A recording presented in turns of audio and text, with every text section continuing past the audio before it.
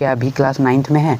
तो आइए, तो आज हम लोग इस वीडियो में सीखेंगे, ये है क्लास 9th का झारखंड बोर्ड का मैथ बुक का चैप्टर 2.2 चैप्टर, जिसका हम लोग क्वेश्चन नंबर 1 अभी सॉल्यूशन करेंगे। ताकि हम लोग देखते हैं कि क्वेश्चन नंबर 1 जो है, जो 2.2 का चैप्टर है, उसमें क्या है। तो आइए हम लोग पहला क्वेश्चन हम लोग पढ़ लेते हैं कि निम्नलिखित पर बहुपद जो हमारा ये इक्वेशन दिया है के मान ज्ञात कीजिए। मतलब यहाँ x का हमारा 3 वैल्यू दिया है और तीनों वैल्यू जो x का उस पर पुट करके यानी इस पर रख के उसका जो वैल्यू हमें प्राप्त होगा, जो हमें मिलेगा, उस सबको मान ज्ञात करना। मतलब तीनों से क्या क्या आता है वही हम लोग को यहाँ पे चेक करना है। आइए हम लोग चेक करते हैं कि तीनों से वैल्यू के क्या क्या इसका आंसर आता है।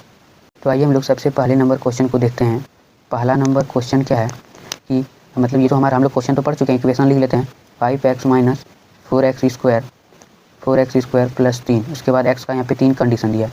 x is equal to 0, b number में x is equal to -1 and c number में x इज इक्वल टू 2। सबसे पहले हम लोग x बराबर 0 का वैल्यू इस इक्वेशन में पुट करके बनाते हैं। जैसे इक्वेशन है 5 इंटू x की जगह पे यहाँ पे 0 रखना है, तो 0 लिख देते हैं। -4, तो यहाँ हमारा 4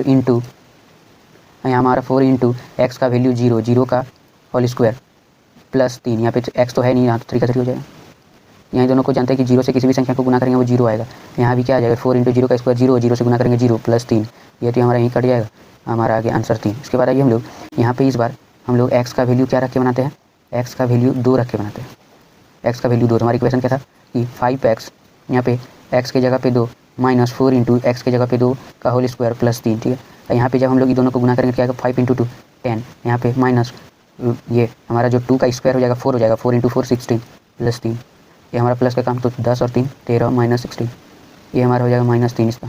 यदि आप ये दोनों को अच्छे से देखे होंगे तो आप इसका जो बी नंबर जो x का वैल्यू -1 है वो खुद से भी ट्राई करके उसका आंसर आप उसको सॉल्यूशन कर सकते हैं। उसका आंसर आप कमेंट में दे सकते हैं, तो देखेंगे कमेंट में आपका आंसर आता है कि नहीं, जो x का वैल्यू उसको रख करके आपको इक्वेशन को सॉल्व करना है। इसका दूसरा नंबर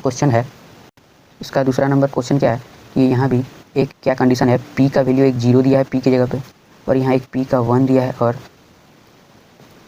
p एक यहाँ पे 2 दिया है। ठीक है, यहाँ पे पहला जो नंबर हमको सॉल्व करना है वो है p y is equal to y square minus y plus 1। ठीक है, यहाँ पे क्या इस क्वेश्चन में क्या है कि जो p का तीनों जो वैल्यू दिया है हर इक्वेशन में तीनों का वैल्यू पुट करके बनाना है। मतलब एक बार जो p का वैल्यू 0 है तो y की जगह पे 0, एक बार p का वैल्यू यहाँ 1 है तो y जगह पे 1, यहाँ p का वैल्यू 2 है तो y यहाँ पे y की जगह पे 2। सबसे पहले हम लोग p0 से इसका वैल्यू निकालते हैं। तो यहाँ p0 मतलब यहाँ पे y होगा और यहाँ y की जगह पे 0 का वैल्यू रखना है। तो यहाँ पे हो जाएगा 0 का स्क्वायर माइनस 0 प्लस 1। हम जानते हैं कि 0 का स्क्वायर कितना होता है 0, और यहाँ पे 0 प्लस 1। अभी दोनों को हम कटा देंगे तो इसका आंसर हो जाएगा 1। उसके बाद हम लोग एक और ट्राई करते हैं। यहाँ से एक और क्वेश्चन हमारे इसमें रख के दूसरा कंडीशन हमारा p का क्या है 1 है। यहाँ पे जो हमारी इक्वेशन है p y is equal to p square y square y plus 1 दिया है। यहाँ पे एक बार p का वैल्यू क्या रखना है, हमें यहाँ पे 1 रखना है। और यहाँ पे जब हम लोग 1 रखेंगे तो मतलब y की जगह पे 1 रखना है। तो 1 का स्क्वायर माइनस 1 प्लस 1, 1 का स्क्वायर 1 माइनस 1 प्लस 1, ये तो कट जाएगा, इसका आ जाएगा 1, इससे इसका आंसर। और यहाँ पे आया था, यहाँ भी 1 आया था। उसके बाद हम लोग यहाँ पे तीसरे कंडीशन को रखते हैं कि p इज इक्वल टू यहाँ पे p का वैल्यू 2, मतलब p की जगह पे जो यहाँ पे इक्वेशन था पी वाई बराबर y square minus y plus 1। यहाँ पे y की जगह पे किसका वैल्यू यहाँ रखना है, y की जगह पे रखना है 2। तो इक्वेशन क्या है हमारा, ये यहाँ पे 2 का स्क्वायर माइनस 2 प्लस 1 बराबर 2 का स्क्वायर 4 माइनस 2 प्लस 1। यहाँ पे दोनों को घटाएंगे, इसका वैल्यू 3।